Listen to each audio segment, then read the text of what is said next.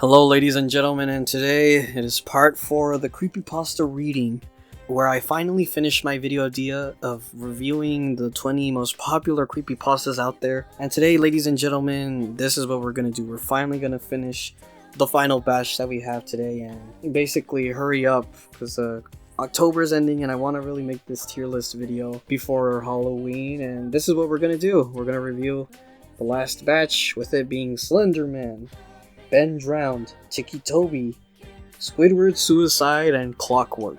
Your time is up. Oh yeah, we have some heavy hitters here today. And these type of videos are long, very long as hell, so honestly, I'm gonna keep this introduction short.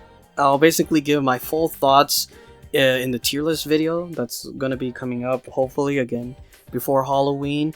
But I'll give a short little analysis and kind of my opinions after reading or rereading certain creepypastas at the end after reading everything. Take that with what you will. If you want to enjoy the creepypasta reading, enjoy. My thoughts, of course, you don't have to basically, take my word as law. It's just my opinions, which honestly might be anyone sane's opinions of the story. So let's get to it and finish reading all these famous creepypastas. After waking up with a jolt, the girl laid in bed for a few seconds longer, reaching over to switch on her bedside lamp. She tried to remember exactly what had stolen her sweet slumber away. When she couldn't, the brunette swung her legs over the side of the bed and heaved herself up. Checking the time on her phone, she snorted when she saw it was midnight, the witching hour. Knowing that sleep would only evade her, she left her bedroom for the kitchen, a good cup of coffee on her mind. As she passed by her front door, a chill spread like liquid fire down her spine. It's only winter, she told herself, focusing again on the coffee plant. Measuring out scoops, water, and preparing her cup kept her occupied. But as the dark liquid boiled, she had nothing left to keep her mind from wandering off. The chill returned and she couldn't help but glance behind her to the front door. It stood there, innocently enough, just like always. The deadbolt was still in place and she could see nothing amiss with it. Turning back to her coffee, she did her best to forget about the feeling. With her cup in hand, she started back towards her bedroom. As she walked by the front door, she decided that a quick glance at the peephole would help her calm her nerves. The chill worsened with each step she took towards the door and further away from the safety and warmth of her blankets. She pressed her empty hand against the cold metal door and took a deep breath before leading her eye to the peephole. At first, she could only see an inky blackness and somehow seemed to swirl in itself. When she blinked in surprise, the void melted away. She wished it hadn't. In its place, there stood what she could only guess was once a man. The limbs were long and inhumanely awkward, with bulky joints branching off into several arms, not unlike the branches of a tree. The creature was draped in a black suit, somehow making the thing more nightmarish to her. The icing on the proverbial cake, however, was what happened as the hellish thing's face. It was as though her mind blurred the ghastly visage to spare itself further shock and horror. She shoved herself away from the door with the hand still pressed against it. The scalding mug of coffee fell, the liquid burning her bare legs as she fell backwards and tried to crawl away from the door. She knew somehow that her mind hadn't been playing tricks on her. As the crab walked away from the door, she watched as tendrils of black as the void she first saw snake around through the cracks. The girl was trapped between the instinct to flee and the gut fleeing to turn her back on the door. When the door jolted, the urge to flee overcame her and she slipped in the burning liquid as she tried to make it back to her room. She knew deep down that she was trapping herself in a corner, but she had to get away from the door. The girl was halfway down the hallway when she heard the previously locked door creak open. She screamed and slipped into a wall, cracking her chin on it and stunning her. After that, there's only blackness. Nicole. A warm male voice snapped the woman out of her trance. As she turned around, she was met by one of the sister's doctors. She nodded, not sure if she should say anything or even if she could find her voice if she did have something to say.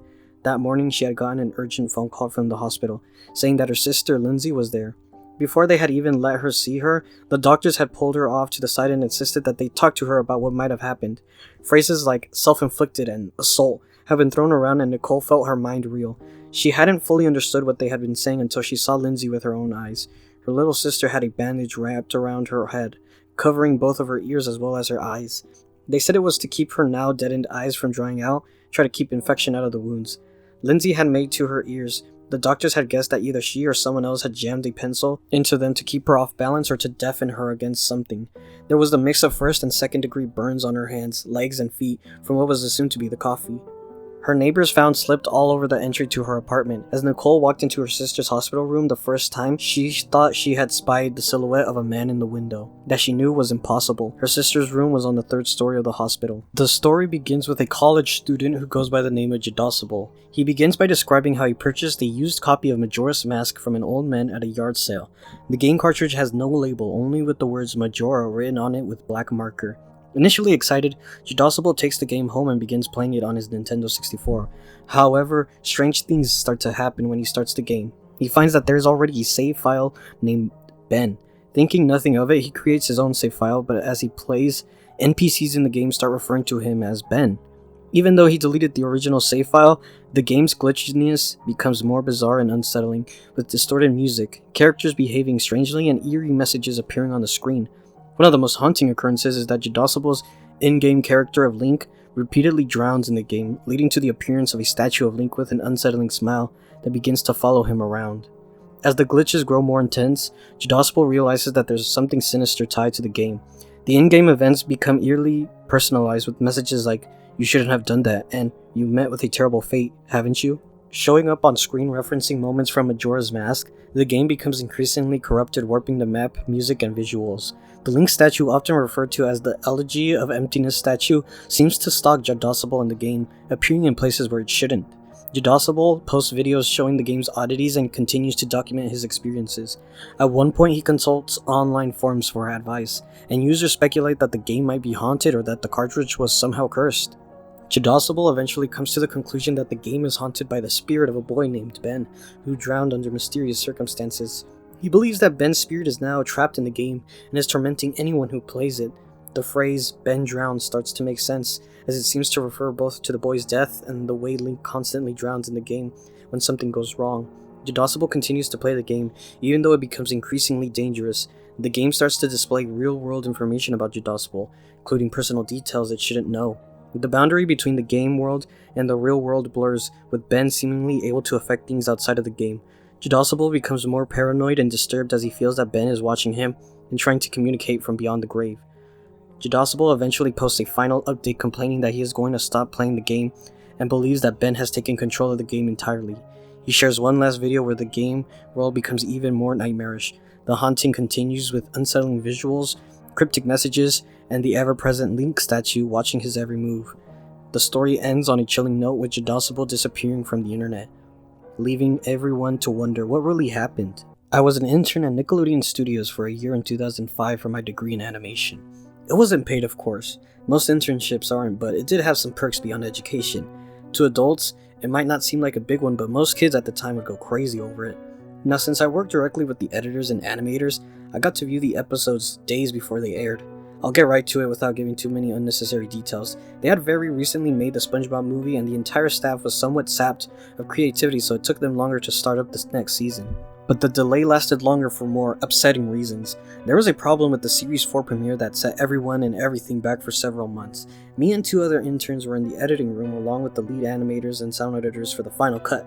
We received the copy that was supposed to be Fear of a Krabby Patty and gathered around the screen to watch. Now, given that it isn't final yet, animators often put up a mock title card, sort of an inside joke for us with a phony, oftentimes lewd title such as How Sex Doesn't Work instead of a Rockabye Bivalve, when SpongeBob and Patrick adopt a sea scallop.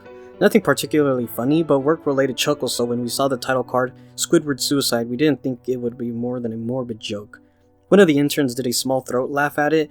The happy-go-lucky music plays as normal, and the story began with Squidward practicing his clarinet. Hitting a few sour notes like normal, we hear SpongeBob laughing outside and Squidward stops, yelling at him to keep it down as he has a concert that night and needs to practice. SpongeBob says okay and goes to see Sandy and Patrick. The bubble splash screen comes up and we see the ending of Squidward's concert.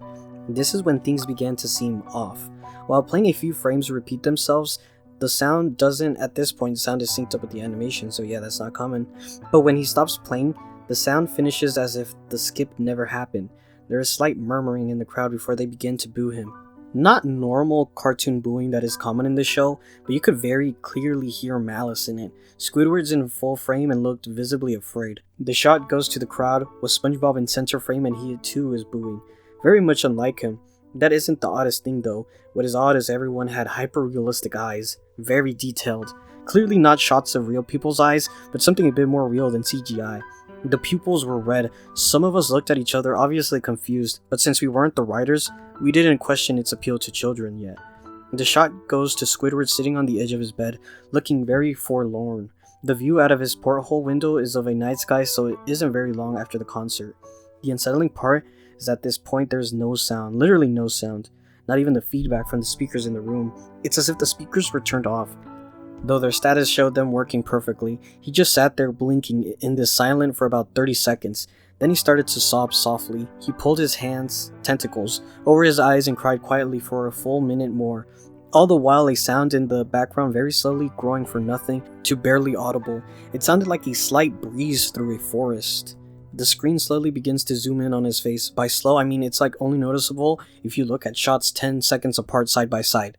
His sobbing gets louder, more full of hurt and anger. The screen then twitches a bit, as if it twists in on itself for a split second, then back to normal. The wind through the trees sound gets slowly louder and more severe, as if a storm is brewing somewhere. The eerie part is the sound, and Squidward's sobbing sounded real, as if the sound wasn't coming from the speakers, but as if the speakers were holes the sound was coming through from the other side. As good as sound as the studio likes to have, they don't purchase the equipment to be that good to produce sound of that quality. Below the sound of the wind and sobbing, very faint, something sounded like laughing. It came at odd intervals and never lasted more than a second, so you had a hard time pinning it. After 30 seconds of this, the screen blurred and twitched violently, and something flashed over the screen as if a single frame was replaced. The lead animation editor paused and rewound the frame by frame, and what we saw was horrible. It was a still photo of a dead child. It couldn't have been more than 6. The face was mangled and bloodied, one eye dangling over his upturned face, popped. He was naked down into his underwear, his stomach crudely cut open and his entrails laying beside him. He was laying on some pavement that was probably a road. The most upsetting part was that there was a shadow of the photographer. There was no crime tape, no evidence tags or markers, and the angle was completely off for a shot designed to be evidence. It would seem the photographer was the person responsible for the child's death. We were of course mortified, but pressed on hoping that it was just a sick joke. The screen flipped back to Squidward, still sobbing louder than before and half body in frame. There was now what appeared to be blood running down his face from his eyes. The blood was also done in a hyper-realistic style. Looking as if he touched you, you get blood on your fingers as well. The wind sound now is as if there were a gale blowing through the forest. There were even snapping sounds of branches. The laughing, a deep baritone lasting at longer intervals and coming more frequently after about 20 seconds. The screen again twisted and showed a single frame photo. The editor was reluctant to go back. We were all reluctant, but he knew he had to. This time the photo was that of what appeared to be a little girl, no older than the first child. She was laying on her stomach, her barrettes in a pool of blood next to her. Her left eye was too popped out. Naked except for her underwear, her entrails were piled on top of her above another crude cut along her back. Again, the body was on the street and the photographer's shadow was visible, very similar in size and shape to the first one. I had to choke back vomit, and one intern, the only female in the room, ran out. The show resumed. About 5 seconds after the second photo played, Squidward went silent, as did all the sound. Like it was when this scene started. He put his tentacles down and his eyes were now done in hyper-realism like the others were in the beginning of the episode. They were bleeding, bloodshot and pulsating. He just stared at the screen as if watching the viewer. After 10 seconds he started sobbing, this time not covering his eyes. The sound was piercing and loud, and most fear-inducing of all is the sobbing was mixed with screams. Tears and blood were dripping down his face at a heavy rate. The wind sound came back and so did the deep voice laughing, and this time the still photo lasted for a good 5 frames. The animator was able to stop it on the 4th and backed it up. This time the photo was of a boy about the same age, but this time the scene was different. The entrails were just being pulled out from him. The right eye popped and dangling, blood trickling down it. The animator proceeded. It was hard to believe, but the next one was different, but we couldn't tell what. He went to the next and same thing. He went back to the first and played them quicker and I lost it. I vomited on the floor. The animating and sound editors gasping at the screen. The 5 frames were not as if they were 5 different photos. They were played out as if they were frames from a video we saw. The hand slowly lift out the guts.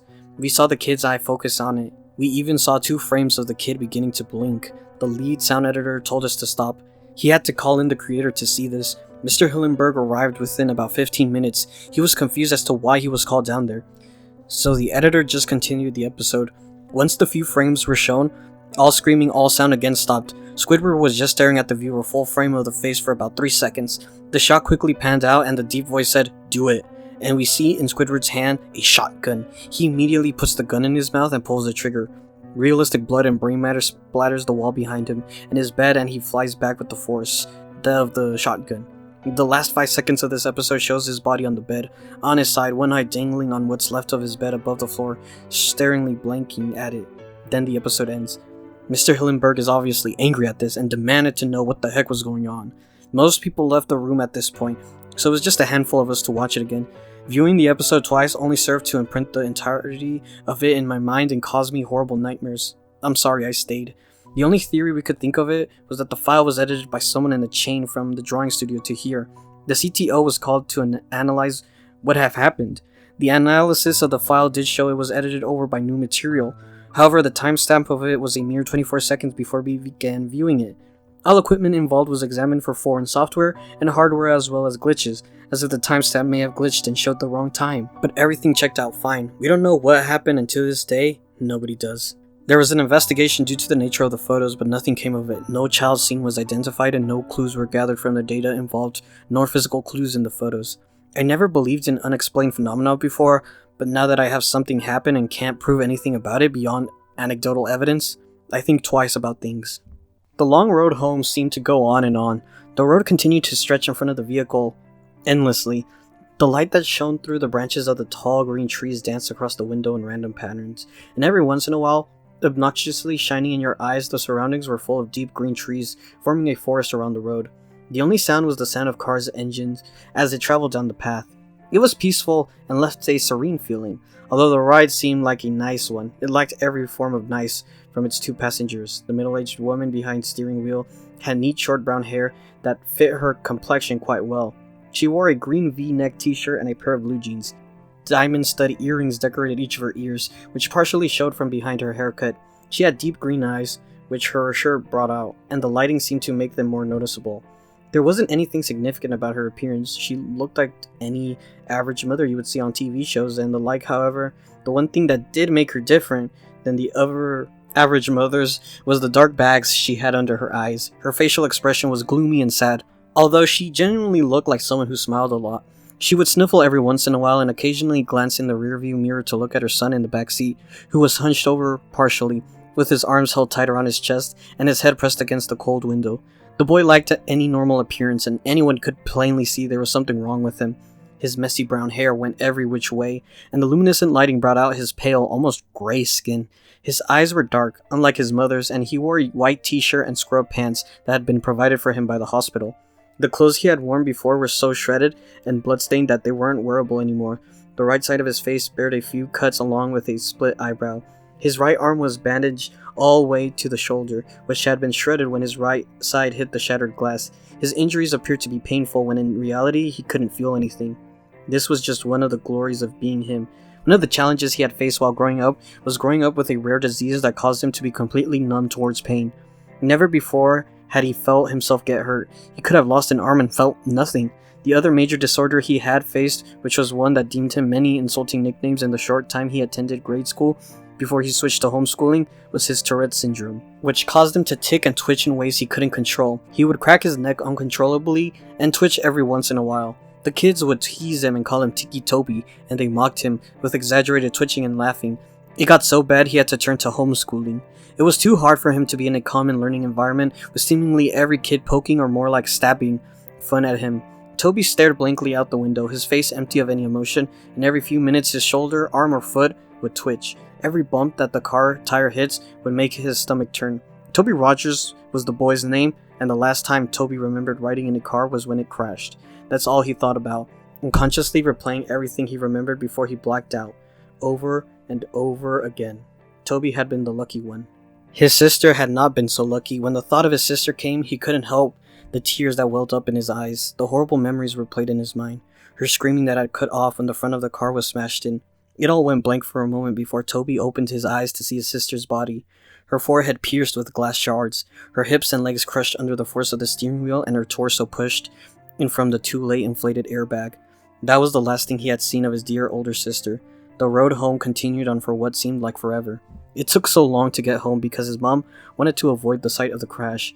When the surroundings gave way to the familiar neighborhood, they were both more than ready to get out of the car and step back into their own home. It was an older neighborhood with quaint little houses all next to each other. The car drove in front of a blue house with the white window panes. They both quickly noticed the old vehicle that was parked in front of the house and the familiar figure that stood in the driveway. Toby felt automatic anger and frustration took over him at the sight of his father who wasn't there. His mother pulled the car up in the driveway beside him before turning off the engine and preparing to step out and face her husband. "Why is he here?" Toby said quietly as he looked back at his mother who reached to open the door. "He's your father, Toby. He's here because he wants to see you," his mother responded in a monotone voice trying to sound less shaky. "Yet couldn't drive up to the hospital to see Lyra before she died?" Toby narrowed his eyes out to the window. "He was drunk that night, honey. He couldn't drive." "Yeah, when is he not?" Toby pushed the door open before his mother and stumbled out onto the driveway where he met his father's gaze before looking down at his feet with a stern expression. His mother stepped out behind him and met her husband's eyes before walking around the car. His father opened up his arms, expecting a hug from his wife, but she walked past him and put her arm around Toby's shoulder and started leading him inside. "Connie," her husband began in a raspy voice. "What, no welcome hug, huh?" She ignored her husband's obnoxious words and walked past him with her son under her arm. "Hey, he's 16, he can walk by himself." His father began to follow them in. "He's 17. Connie glared back at him before opening the door to the house and stepping inside. "Toby, why don't we get you in your room to rest, okay? I'll come get you when dinner's ready." "No, I'm 16. I can walk by myself," Toby said sarcastically and glared back at his father before stumbling up the small staircase and turning into his room, where he slammed the door violently. His little room didn't have much in it, just a small bed, dresser, window, and his walls had a few picture frames of his family, back when they were a family, before his father became an alcoholic and acted violently toward the rest of his family. Toby remembered when he was arguing with his mom and he grabbed her by the hair and shoved her to the floor, and when Lyra had to try to break it up, he pushed her and she hit her back on the corner of the kitchen counter. Toby could never forgive him for what he did to his mother and sister. Never. Toby didn't care how much his father beat him down. He couldn't feel it anyway. What he did care about was how he intentionally hurt the only two people he cared about, and when he was waiting in the hospital where his sister took her last breaths, the only one who didn't rush there was his dad. Toby stood by the window and looked out at the street. He could have sworn he saw something out the corner of his eye, but quickly blamed it on the meds he was on. When dinner time had come and his mother called up to him, Toby came down the stairs and hesitantly sat down at the table across from his father, and in between his mother and an empty chair, it was quiet as his parents picked at their food, but Toby refused to eat. Instead, he just watched his dad with a blank stare. His mother caught onto this, staring, and elbowed him slightly. Toby looked over at her silently and then down at his uneaten food, which he still didn't touch. Toby laid in bed. He pulled his cover over his head and stared at the window. He was tired, but there was no way he could fall asleep. He couldn't. There was too much to think about. He had been debating on whether or not to follow his mother's directions and forgive his father, or continue holding a grudge with his boiling hatred. He heard his door creak open and his mother padded into the room and sat on the bed next to him. She reached over and rubbed his back, which had been turned to her. "I know it's hard, Toby. Trust me. I understand. But I promise you, it will get better," she said softly. "When is he going to leave?" Toby said with an innocent tone in his shaky voice. Connie let her gaze fall down to her feet. "I don't know, honey. He's staying as far as I know," she replied. Toby didn't respond. He just continued to look forward at the wall, holding his damaged arm near his chest. After a few minutes of silence, his mother sighed before she leaned in to kiss him in the cheek and stood up to walk out of the room. "Good night," she said as she closed the door. The hours passed slowly and Toby couldn't quit tossing and turning. Every time he let his imagination take over, he heard the screeching of the tires, the screaming of his sister, and he would uncontrollably jerk in bed. He threw off his cover and lying on his back, he pulled his pillow over his face and cried into it. He could hear his own pitiful weeping. He would have been screaming and crying if he didn't press his pillow over his face. After a few seconds, he threw the pillow off his face and sat up, hunched over, holding his head and breathing roughly. Tears streaming from his eyes, he couldn't help but cry. He tried to keep it in, but he couldn't stop the whining and whimpering as he sat there shaking. He inhaled before he stood up and walked around his bed to the window and peered out. Taking deep breaths, trying to calm down, he rubbed his eyes and looked at the group of tall pine trees across the street. He stopped suddenly and his gaze slowly centered on something standing under the street light. He heard ringing in his ears and couldn't look away. The figure stood beside the street light about 2 feet shorter than it did, long arms draped at its side as it stared up at him with non-existing eyes. The figure had no facial features to speak of, no eyes, no mouth, no nose, yet it held Toby's hypnotic stare. Seemingly peering into his very being, the ringing in his ears grew louder and louder each second he stared before suddenly it all went black. The next morning, Toby woke in his bed. He felt different. He wasn't tired at all, and when he consciously woke up, it felt like he had been lying there awake for hours. He had no thought flowing through his mind. He sat up slowly and stumbled over the wall, but when he stood, he automatically felt dizzy. He stumbled to the doorway and walked down the stairs. His parents were sitting at the table. His father was tuned in to the small TV that sat on the countertop, and his mother was reading the newspaper. She quickly looked over when she felt Toby's presence looming behind her. "Well, good morning, sleepyhead. You've been sleeping forever," she greeted him with a hesitant smile. Toby slowly looked over the clock and noticed that it was 12:30 p.m.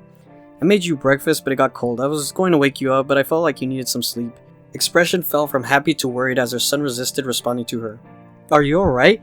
Toby stumbled over and sat by his father. He felt as if he was on idle and had no control over his actions.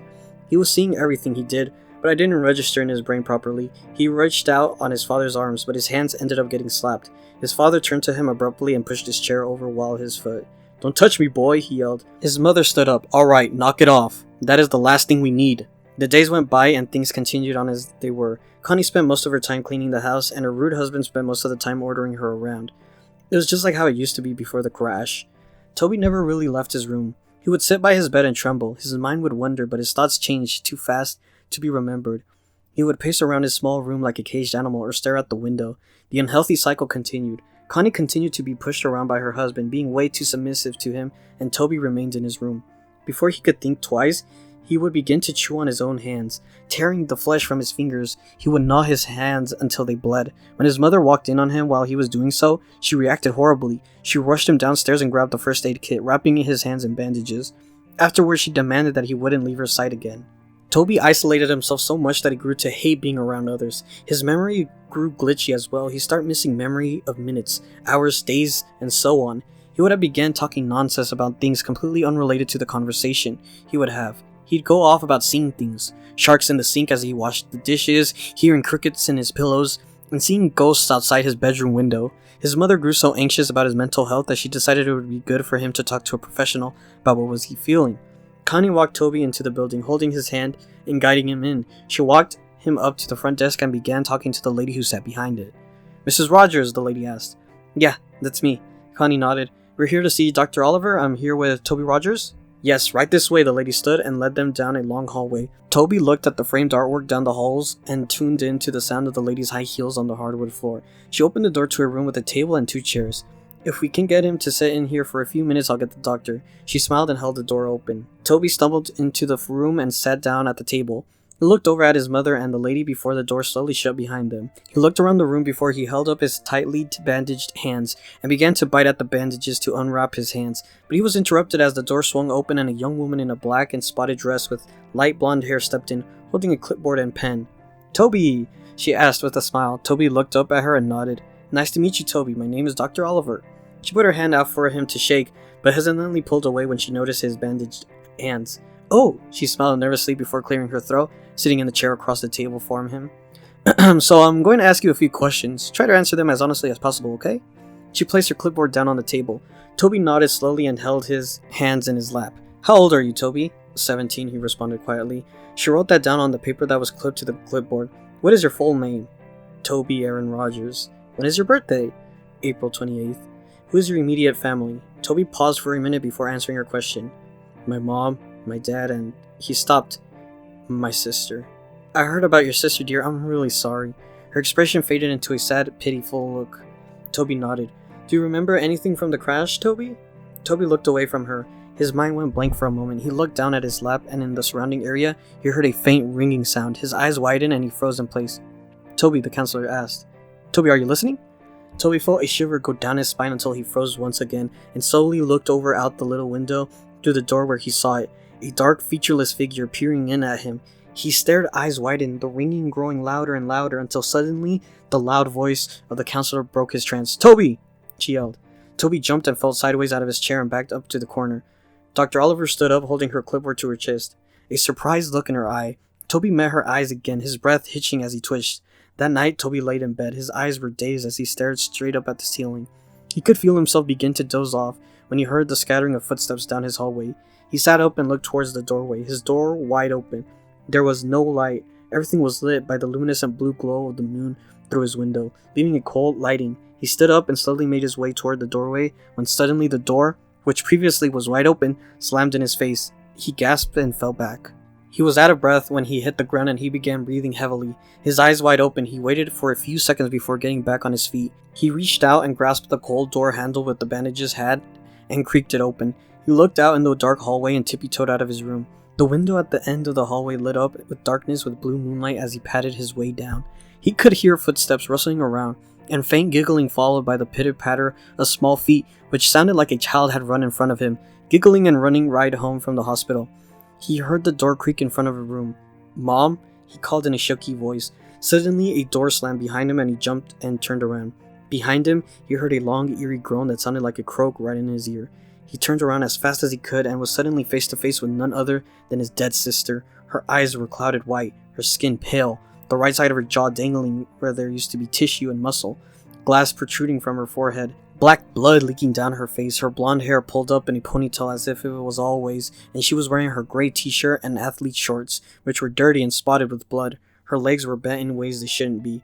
She stood emitting a long croaking noise only an inch away from Toby's face. Toby yelled and fell back. "Ah!" He started to crawl backward away from her, but he was unable to break the eye contact he held with her blank, dead eyes. He dragged himself backward until he backed up into something. He stopped for a second. Everything was dead silent except for his heavily breathing and crying. He slowly looked up to meet the blank face of a tall, dark figure. The same figure that stood over him. Behind the tall, dark mass were rows of children looking to range from 3 to 10 years old. Their eyes completely black and dark black blood leaking from their eye sockets. He screamed and stood up as fast as he could, only to be tripped by dark black tendrils that wrapped around his ankle.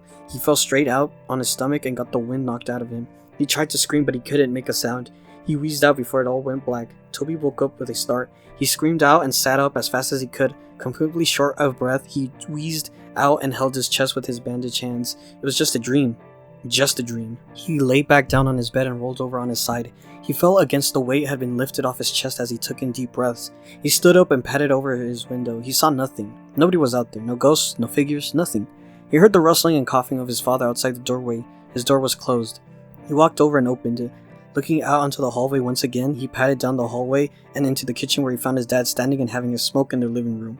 Toby waited for a second and watched him from around the corner before a burning feeling started to deepen his chest. Deep, boiling anger overtook him. He heard the little imaginary voices in his head. "Do it. Do it. Do it," they chanted. He turned away and held his arms. He felt like he actually had control over himself, unlike what he did for the past few weeks since he got home from the hospital. He actually had complete thoughts for just moments before the chanting of the little voices in his head clouded them. Kill him. He wasn't there. He wasn't there. Kill him. Kill him. They continued on. Toby trembled. No. No. He wasn't going to do it. What was he going crazy? No, he won't kill anyone. He can't. He hated his father, but there was no way he was going to kill him. That was it. The last thought he had before he fell into an idle state once again. The influence of the voices in his head was too much. He began to silently walk up behind his father. He reached over the counter to the knife in the case. He gripped it in his hand. He felt the sensation take over his chest. He let out a laugh. He began laughing so hard he had to gasp for breath. His father turned around abruptly before he felt a brute force shove him into the floor. He grunted as the air was knocked out of him. "What?" He looked up at the boy who stood over him, grasping the kitchen knife in his hand. "Toby, what are you doing?" He went to sit up and put his arms out in front of him in self-defense, but before he knew it, Toby was on top of him. He went to grab his neck, but his father reached out and blocked his hand by grabbing onto his wrist. "Stop! Get off me, you little fucker!" He yelled out with his other hand. He threw an off-center punch towards Toby's shoulder, but he didn't stop. The look in Toby's eyes was not the same. It looked like a demon took over his body. He yelled back and went to stab his father in the chest, but his father blocked him and grabbed onto his wrist once again. He went to shove him back, but Toby kicked his feet out in front of him and landed a hard blow straight to his father's face. His father recoiled and pulled his arm away to cuff his face, but Toby got back up and drove the knife straight into his shoulder. His father let out a loud cry and went out to pull the knife out, but before he could, Toby threw his fist straight into his face. He began to pound his fist into his head, laughing and wheezing. He cracked his neck and grabbing the knife and ripped it out of his father's shoulder. He drove it to deep into his dad's chest and repeatedly stabbed onto his dad's torso. Blood spilling out and getting splattered everywhere, he didn't stop until his father's body went still. He threw the knife over to the side and leaning over his body, coughing and panting, he stared at his father's smashed in his face and sat there twitching until a loud scream broke through the silence. He looked over to see his mother standing a few feet away, covering her mouth, tears streaming down her face. "Toby!" she screamed. "What? Why did you do that?" she cried. Why? She cried again. Toby stood up and began to back away from his father's bloody corpse. He began to back out of the kitchen. He looked back at the blood-soaked bandages on his hand and looked up at his mother one last time before he turned on and ran out of the house. He ran into the garage and slammed his hand against the control panel on the wall and pushed the button to open the garage door. Before he ran out, he noticed his father's hatchets, while had been hanging on the tool rack above a table full of jars filled with to the brim of old rusted nails and screws. One of the hatchets was new. It had a bright orange handle with a shiny blade, and the other was old with a wooden handle and an old dull blade.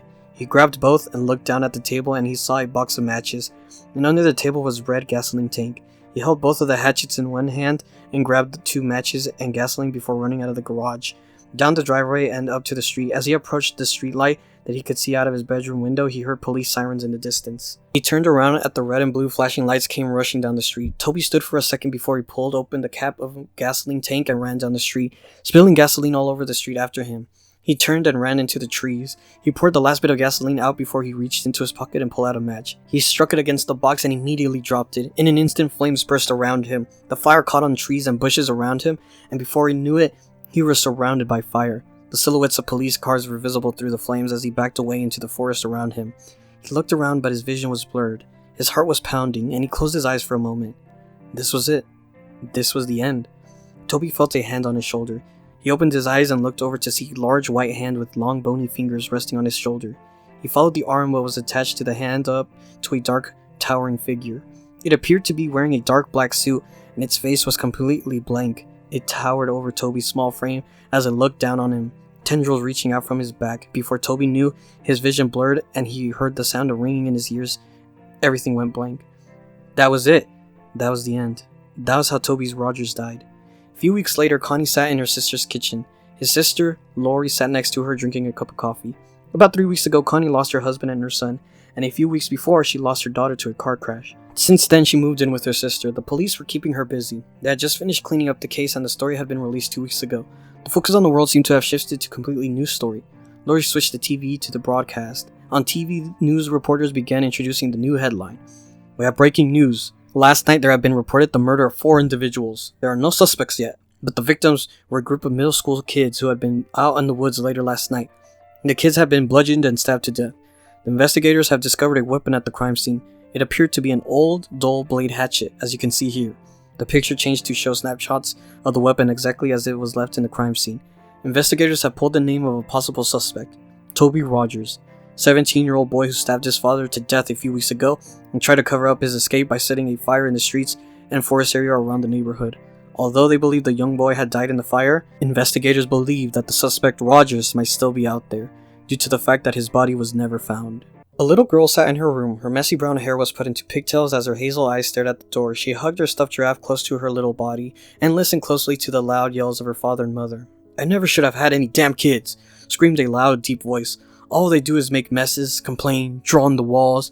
He was interrupted by the shrill, angry yell of the girl's mother. They're children, David. They don't know any better. Oh, fuck me, Maribeth. I don't want to hear your bullshit excuses. I've had it just up to here. Enough of them. And what do you plan to do about it? The girl hugged loud around footsteps coming towards her room, and she hugged her giraffe closer. The door opened violently, and in the doorway stood her large, infuriated, overweight father. In one of his meaty hands, he held a large textbook. David, stop it! Screamed her mother. But the father ignored his wife's pleading cries. He grabbed the little girl harshly by the collar, and she screamed and kicked, trembling in fear. The girl's father held up the textbook. This is for drawing on my fucking walls, you little... Years later, the little girl known as Natalie was now 9 years old. Going through the stage of puberty, she was naturally a little chubby. Like the usual, she sat in her room, watching TV. Her dad was ranting on about some economic crap that she really could give a shit about. As she munched on some popcorn, she was also currently drawing a picture. There was a bit of gore in it, but strangely, she really liked drawing blood. It gave her some weird satisfaction. Other than that, multitasking was no problem for her. It became apparent for her at a young age, after having to do so much hard work and labor, that she was able to do so many things at once. Drawing ended up being her talent and passion. It was her way from escaping from reality whenever something bad would rear its ugly head and peer in when she was simply bored. She suddenly heard the closing of her door and looked to the left. Pauses on munching on her popcorn. There stood her brother, Lucas, who was 14 years old. What is it? She could still hear her father's yelling from outside her door. Dad's scaring you, he let out a chuckle. No way, I think we're both used to his yelling by now.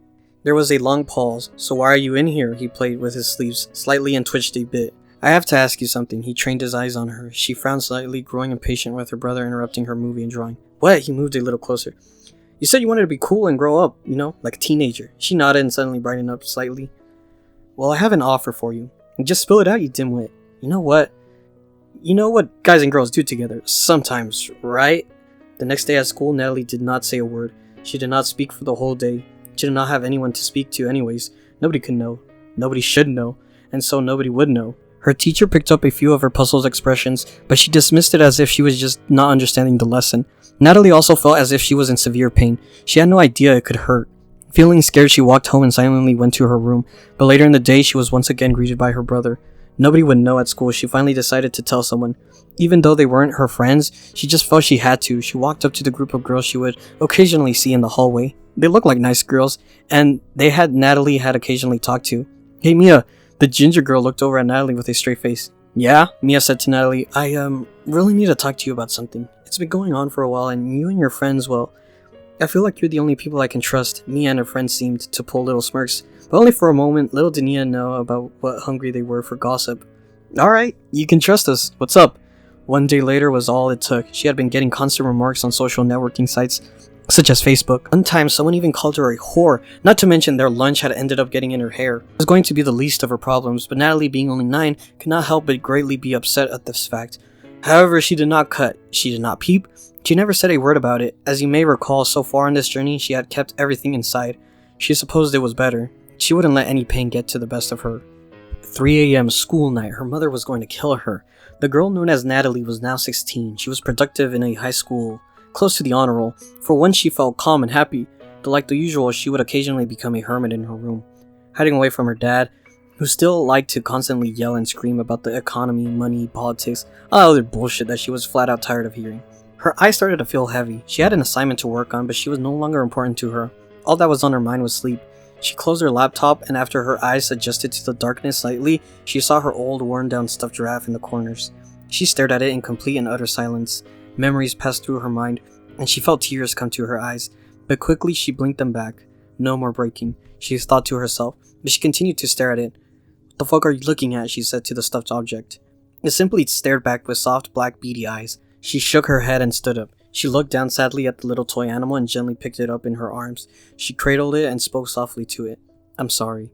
Some tears ran down her face. She pet its rough, short fur softly as she lay down on her bed. She slowly went to sleep. She was woken up by the angry growls of her mother.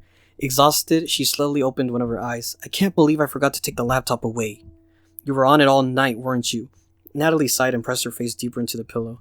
Hugging her giraffe closer, her mother sighed and walked out. She took a shower, brushed her teeth, ate some breakfast, then she got dressed. She put on a gray and blue hoodie with fur inside its hood. It wasn't her favorite, but it was the only one she could wear to school due to the others being in the wash. She also put on black jeans and some thin, fashionable boots. Finally, she went down the stairs to get driven to school. She hopped in the car and her mom sped off. However, on the way there, due to the lack of sleep, she slowly put her head against the window of the car and began to drift off. Her dreams, more accurately nightmares, consisted first of her physical abuse as a child, and secondly of the sexual abuse she had suffered at the hands of her own brother, Lucas. The abuse had lasted for 4 years before she had the guts to turn him away. She started twitching and cringing in her sleep, but her mother took no notice.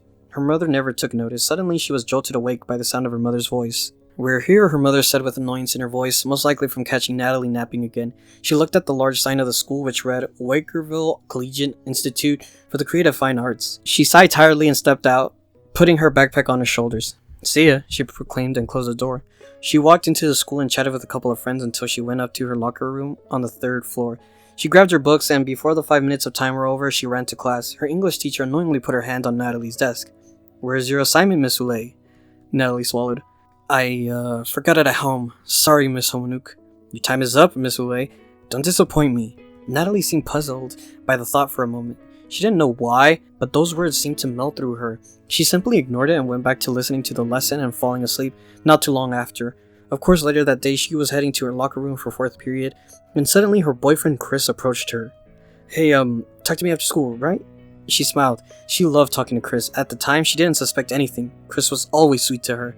During her French class, Natalie failed to pay attention. Instead, she doodled the things she loved to draw the most. Blood, gore, people being stabbed, knives, and types of the macabre. Others would say it was pretty dark of her to draw such things, but she saw nothing wrong with it. For some strange reason, it actually felt like a normal thing to her. Miss Ulay, She quickly covered the doodles on her paper and looked up at her French teacher, quickly trying to hide her fear. Yes, Mr. Levasseur? With a slight turn of his head, he gestured for her to move her arm. Show me your work. She hesitantly moved her arms, showing her teacher the picture of someone getting stabbed by an insane man. The teacher stared puzzled. Looking at her a bit, she smiled nervously. Erase that and get started on your work, he said in a strangely calm voice. He walked away and she sighed and began to erase the picture. And Miss Oulet, Mr. Levasseur interrupted. She looked at him slightly. Your time is almost up to get your work done. I suggest doing it now. Growled at the remark. Time always seemed to be against her. As far as she was concerned, time could go fuck itself. After class, she walked out of school to find her boyfriend standing near the fence on the sidewalk. She smiled and walked over, hoping he had something to say that would cheer her up on this miserable day. But as she walked closer, her smile slowly faded because he wasn't smiling back. Chris, what's wrong? What did you want to talk about? He sighed. Natalie, I think it's time that we should start seeing other people. She felt her heart break. But why? Natalie cried. He responded with a stern look.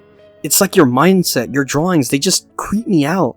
I think there's really something wrong with you, and the saddest part is that you haven't told me why you're acting like this.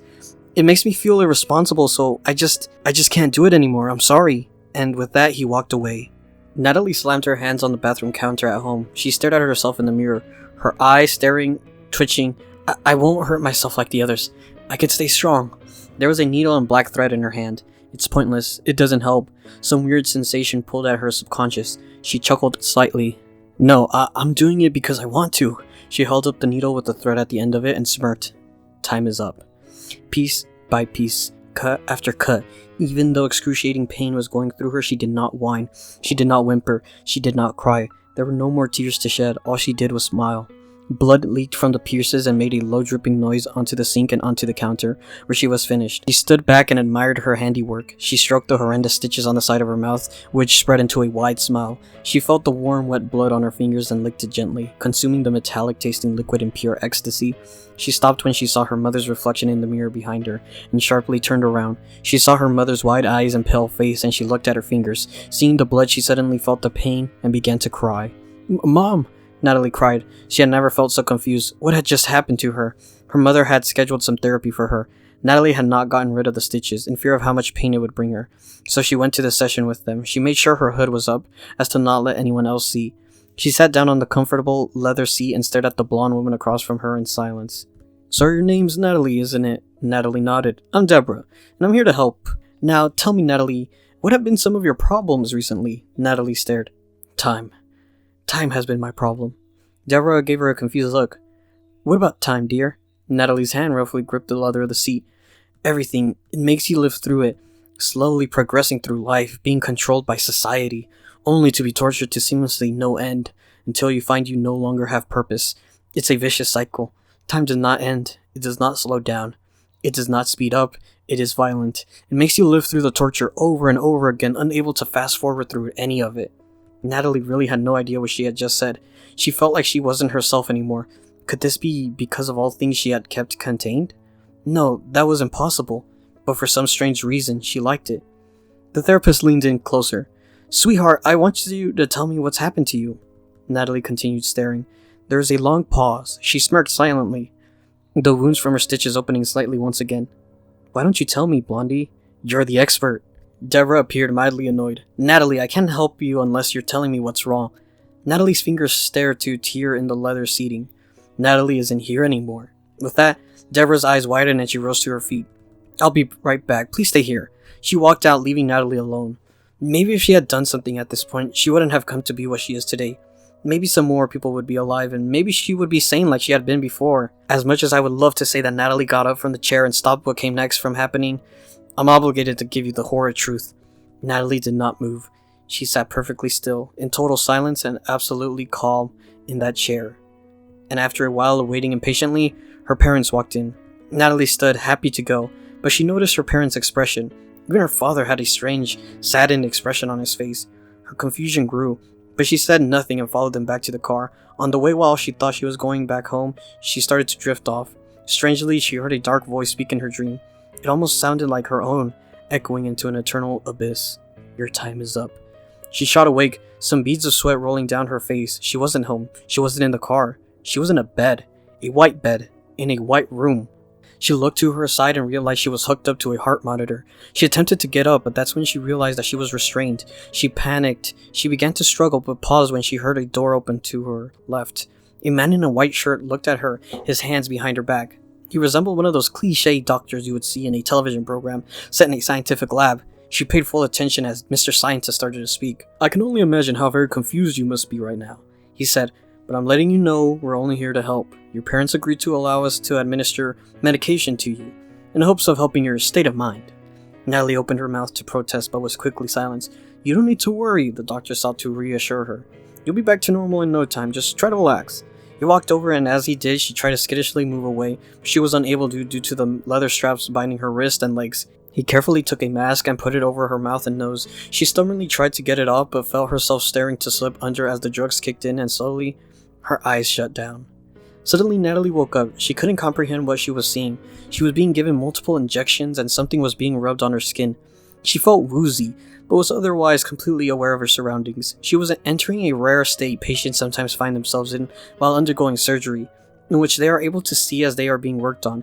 In this state, they can feel the pain, their brain is active, but they are unable to respond. Natalie, however, was able to. Her heart rate began to accelerate, as reflected on the nearby monitor, and the doctors took notice of this. They looked at her and took notice of her opened eyes.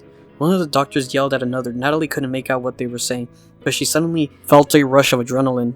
Shakingly violently, she slowly started to slip out of her bonds. One of the doctors moved to hold her down, but then hesitated to do so. Natalie watched as all three of the doctors backed away in unison. She sat on the edge of the bed and at the IV tubes from her arms and the mask from her face. She got to her feet and started to stumble towards them. Her breath hitched and her vision was blurry. She was vaguely aware by then that she was chuckling like a madman, but suddenly she felt a searing pain in her chest. She gripped her chest in agony and dropped to her knees. She coughed up blood, fell straight to the floor and blacked out. Natalie woke up slowly and groggily sometime later. She found herself back in the bed and the doctor sitting beside her. "I'm so sorry, Natalie. Something went horribly wrong." Natalie didn't know why, but she felt a tremendous amount of hatred towards the doctor. He took notice of her disgust and looked away instinctively. "You weren't supposed to be awake. While we were giving you the doses for your mental state," the doctor continued. "We aren't sure how it affected you, but we have a feeling we're going to find out." He paused for a moment before taking out a small mirror. The entire time he looked away from her. "Regrettably, the medication impacted your appearance as well." Natalie looked at herself in the mirror and her eyes widened. Her eyes were completely green. She noticed she still had the stitches in her mouth as well, but for some reason, she couldn't help but feel overjoyed. Her heart rate began to rise again. She gave a low chuckle. The doctor looked on in shock as Natalie quickly moved toward him, until she close enough for him to feel her breath. "Doctor," she began, still chuckling. He trembled slightly and pressed a button on the underside of the monitor. "Yes," he stammered in reply. "Your time is up." A loud scream was heard through the halls of the facility. 2 security guards rushed into the room, kicking open the door. Blood. Blood was the first thing they saw. Blood on the walls, the bed, the floor, even on the ceiling. Natalie had strapped the doctor to her bed. The bed was bent at a sharp angle and the doctor's spine was completely snapped. Blood poured from his eyes, nose, and mouth, and there in the corner was the murderer, happily drawing her gruesome pictures on the wall in blood, alongside the hastily scrawled phrase, "Your time is up." Natalie slowly turned to look at the guards and a wide crazy grin spread across her face. "Hello, friends. Would you like to play with me?" And with that, Natalie began laughing uncontrollably. The guards quickly drew their guns, but before they could act, Natalie charged at one of them. One of the guards fired a round, but Natalie was able to dodge it. She grabbed a large knife from a sheath on his pocket and slashed it right across his waistline. Blood and organs flooded out, and he collapsed to the ground. She inhaled deeply, loving the damp stench of death. The remaining guard shook with fear and dropped his gun.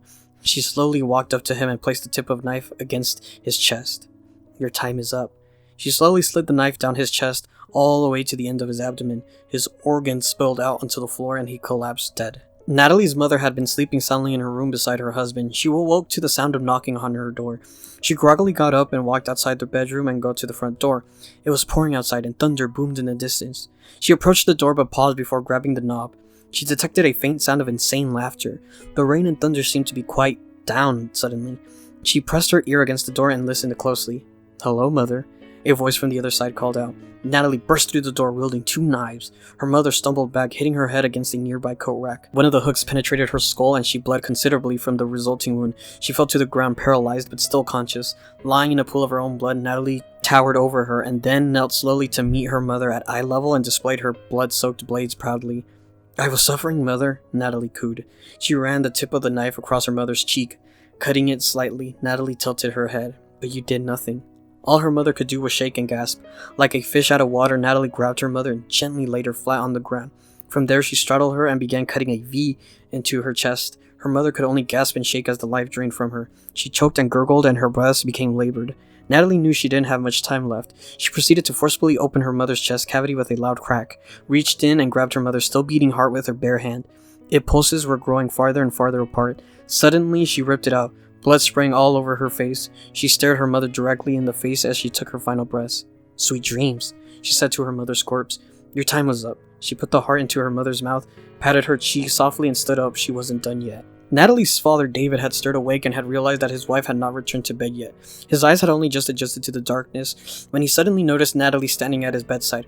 With a crazed smirk plastered on her face and her newly green-tinted eyes glowing in the darkness, she was covered in blood, and the scent was unbearable. She frowned dramatically. "Oh dear, Mother's gone. I wonder who will get the money." Natalie jeered. She swiftly grabbed her father's forehead, laughing maniacally, and that's all you ever cared about anyways. Her father, unlike her mother, was a fighter, and he sprung up and grabbed Natalie by the neck and threw her to the ground. He started to stomp on her chest until she coughed up blood, and he stared down at her. Doesn't it feel good, Daddy?" She laughed in spite of the violence and coughed up more blood. "After all, you never seemed to mind doing it all those years ago, did you?" He narrowed his eyes. "You aren't my daughter." A wider smirk appeared across her face, and she peered at him with her luminous eyes, blood dripping down her mouth. "You're right. I'm not." She suddenly tripped him, causing him to fall hard to the floor. She scrambled to her feet, knives in hand. They say the bigger you are, the harder they fall. While he was winded, she grabbed a pillow and stuffed it into his face, and then stomped on it harder and harder until loud cracking noise could be heard. When she finally pulled the pillow away, her father's face was gruesomely mutilated, and he was making muffled noises and crying in agony. "What's the matter, Daddy? Pain too much for you?" She shoved both knives into his stomach and left from there, then moved to rip one of the large heavy wooden poles from the bed. She set him down on his father's legs and withdrew the knives. "Gonna need these," she chuckled, and sat down upon the pole laid on his legs. Suddenly, she started to rock back while sitting down. The weight from her body on the pole slowly started to squeeze his innards up through his body. He started to gag, and blood poured from his mouth. His breath was silenced. She hit a bit of a snag. She snarled as she forced herself to rock back with more weight. Suddenly, his organs burst out of his mouth. Nasty gore piled onto the floor on the sides of his face. She nodded to his carcass and started to walk out. "Time was up, Daddy." Finally, this would be her favorite part. She quietly snuck down to her brother's room, silently opening the door. Blood dripped from her knife, making a low tapping sound as the droplets hit the hardwood. Her brother wasn't in bed. It was apparent that he must be hiding somewhere. She grinned. "Oh dear brother, come now." She started to walk inside. "All I want to do is have a little fun." Ha ha ha. As she stepped in more, she listened closely for any sounds. Any breathing, any moving. She even sniffed the air for his putrid scent, and the other closer she listened, she finally noticed something, a faint breathing noise. Whack! She fell to the ground, trembling. Her brother was behind her with a new bloodied baseball bat. He was glaring down with anger, panting in rage. She tried to slowly get up, but he hit her again, and again, and again. "Mother always did like you best, you bitch." He hit her hard one last time before taking a breather.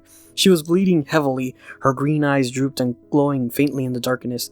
She felt weak and looked closer up to the ceiling. She recalled the days she had spent in here, being tortured, having to go through it for 4 years, looking at the same damn ceiling. It sent a sudden rush of energy into her body, and she started to stand, laughing insanely. Her brother went to hit her again, but used both of her knives to block it. "You're going to hell, brother." With a large push, she sent her brother flying on the bed. He hit his head against the wall and growled angrily, about to lunge at her, when she stabbed the 2 knives into his arms, keeping them pinned on the wall. He screamed and struggled rapidly. "Let's see what we can use here." She started walking around the room and smirked, seeing a simple butter knife on his bedside. She picked it up and walked over to him. "They say that the eyes are the softest organs on the body." She slowly licked the knife. "Soft as butter." He looked in horror, trying to get away as she started to dig out his eyes with the knife. He shrieked loudly, and she quietly tied a cloth around his mouth. Now, we can't have you waking up the neighbors, can we?" He wasn't able to see anything. The pain was unbearable. Blood leaked violently from his eye sockets. He would cry, but was now incapable. She dug around for more items and picked up a pair of scissors. She walked over to him, crawling over him. "I think you need to cut loose, brother." She stabbed the scissors into his gut, and he cried out in a muffled scream of pain. She treated him like arts and crafts, cutting through his skin like paper. She lifted up his large intestine and smirked wickedly. You know what I love? Macaroni art. She started to cut the intestine into sections. These might be a little too big to put on the plate though. She could hear his brother foaming blood from the mouth. However, he had to swallow the blood back because of the cloth around his mouth. Doesn't that taste good? She licked his blood off her fingers. I sure know I like it. He let out another muffled scream. She went down to his toes and started cracking them and ripping them off, one by one. After a while, his screams grew futile. His throat was raw and bloody by now. Next, she worked on his fingers, snapping them and ripping them off slowly. The gurgling became louder and he started to squirm. He was choking on his own blood. She pulled the cloth down and blood poured from his mouth and turned his head to the side and vomited violently. There, brother, she said, panting his head. Eat this and feel better. She stuffed one of his fingers in his mouth, making it jam into his throat. He choked and slowly died. Your time was up. The girl known as Natalie, walking into her room dripping blood off the corner, she saw her stuffed giraffe. She knelt down and stared at it. Then without a word, she stood back and walked through the bathroom. Staring at herself covered in blood, she heard a faint ticking noise. She looked down and saw a pocket watch. She stared at its hand slowly turning, listening to the ticking for what seemed like an eternity. She took out one of her now red knives as it heavily dripped blood onto the counter. She grabbed the pocket watch and disassembled the watch until only the small clock was left. Time makes you live through the torture, she said, slowly bringing the knife up to her eye. Slowly progressing through life, being controlled by society, she started to slowly dig it through her eyes, as the vision in her left eye grew blurry and red, until you find you no longer have purpose. She felt her eyes start to come free from its socket, blood pouring in the sink. It's a vicious circle. She felt it dangle out of her socket, a sharp pain where it was connecting in her head. Time does not speed up. It does not slow down. It is violent. She grabbed onto the cord of her eye and tore it right off, the eye falling in the sink. It makes you live through the torture over and over again. She started to place the clock in her eye. Unable to fast forward away from it, there was a squishing sound and drips of blood until it seemed like the clock fit perfectly in her socket. I am clockwork. The young girl, 16 years of age, formerly known as Natalie, walked away from her burning house. The flames engulfed everything, and inside the giraffe slowly burned, along with the carcasses of her family. Some say she still lives on, carrying her insanity with her, leaving so many dead, saying she decided when their time should come to an end. The only way to detect her presence is if you're cuddled close in the covers at night, sleeping soundly, but in the darkness she watches, she determines. You may even hear a ticking sound. Some say she still lives on, carrying her insanity with her, leaving so many dead, saying she decided when their time should come to an end. The only way to detect her presence is if you're cuddled close in the covers at night, sleeping soundly, but in the darkness she watches, she determines. You hear ticking. And that, ladies and gentlemen, is the end of the Creepypasta read-along. Very long stories and very long video. Yeah, thanks for listening. But yeah, here we have the final few batches of Creepypastas I wanted to talk about. Let's start off with Slenderman. The story is, not gonna lie, kind of ass. I didn't really like it, it was boring. Slenderman as an entity, as a mythos, is very cool, but the story was kind of lame.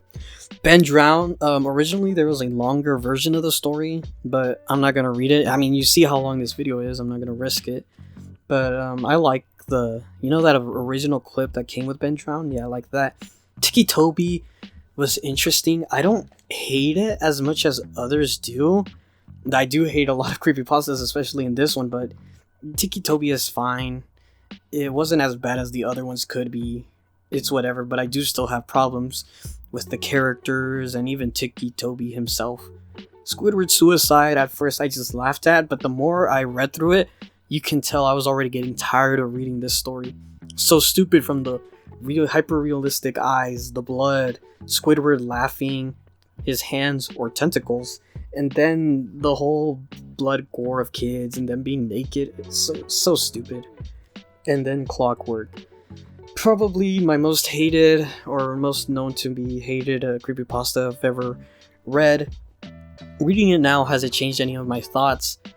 Honestly, you're gonna have to watch the tier list video that is gonna hopefully come out. But honestly, for Clockwork, I have little to nothing to say. It's very boring. It's very bad. The story, everything, the characters, Natalie herself. I can talk about it for hours. Heck, maybe I will someday. But yeah, that day's probably gonna happen when I do the tier list. But with that being said, Thank you guys for watching so much. I really appreciate it. The next video is most likely the tier list video, so stay tuned. Thank you guys for watching. Bye.